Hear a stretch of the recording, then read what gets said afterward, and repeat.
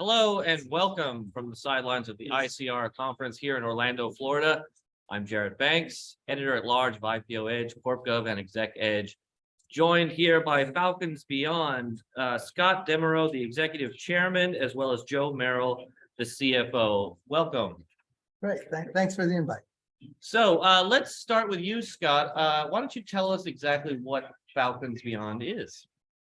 Well, Falcons is primarily a IP expander company, and we do that through both physical brick and mortar theme parks and attractions, as well as a diverse media portfolio of AVODs, SVODs, feature films, and then obviously the corresponding merchandise that goes with that.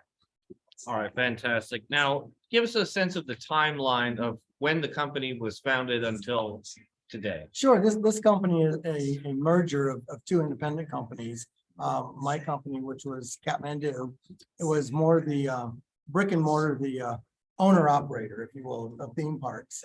And Falcons is much more of a historically, they were a work for hire company in the entertainment space, and they have done more than $120 billion of design, manufacturing, and product for the entertainment, really building IPs, creating very high technology rides and attractions. They touch virtually every aspect of the entertainment market. And so when we put the two companies together, now we are much more doing it for ourselves, primarily through a joint venture with Merrill Hotels International, Right. And just left work for hire work. Right. Okay. Now let's get into going public by a SPAC. SPAC Sure. Acquisition Corp 2. Why does it make sense right now?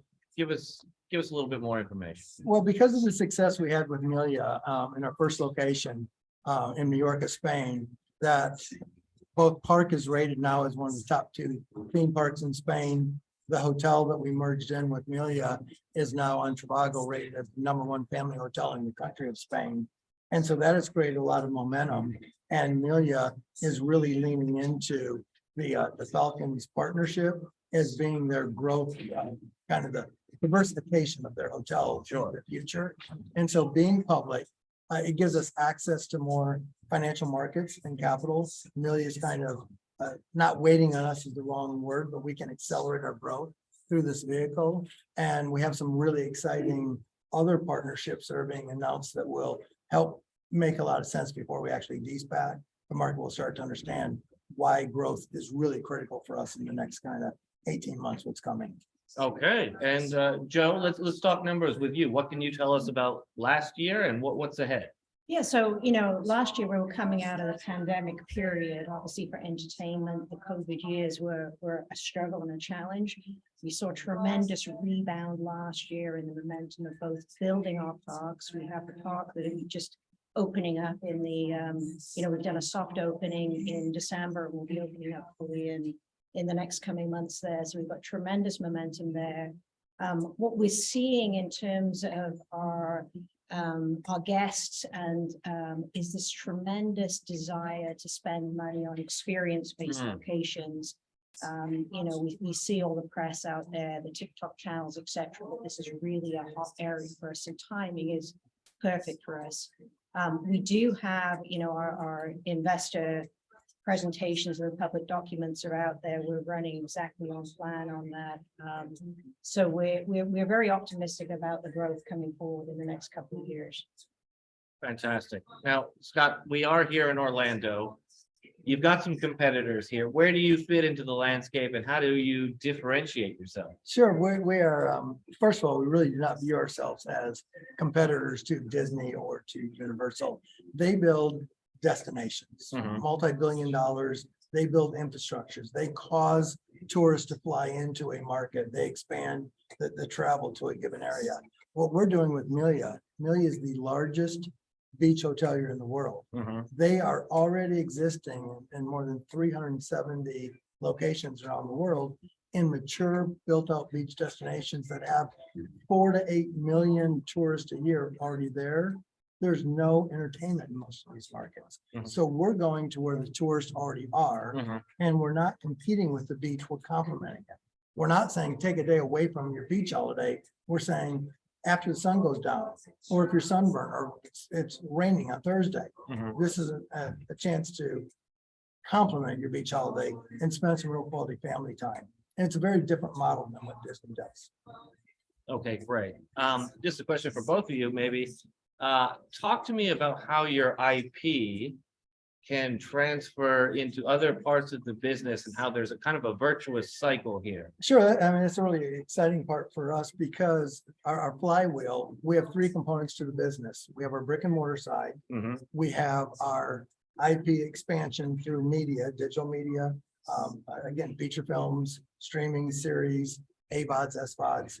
And so both of those drive the exposure to the IP.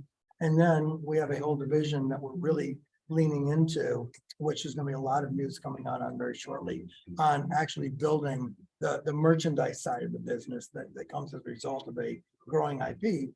But historically, IPs were grown this way. There would be a TV series or a feature film, say a TV series.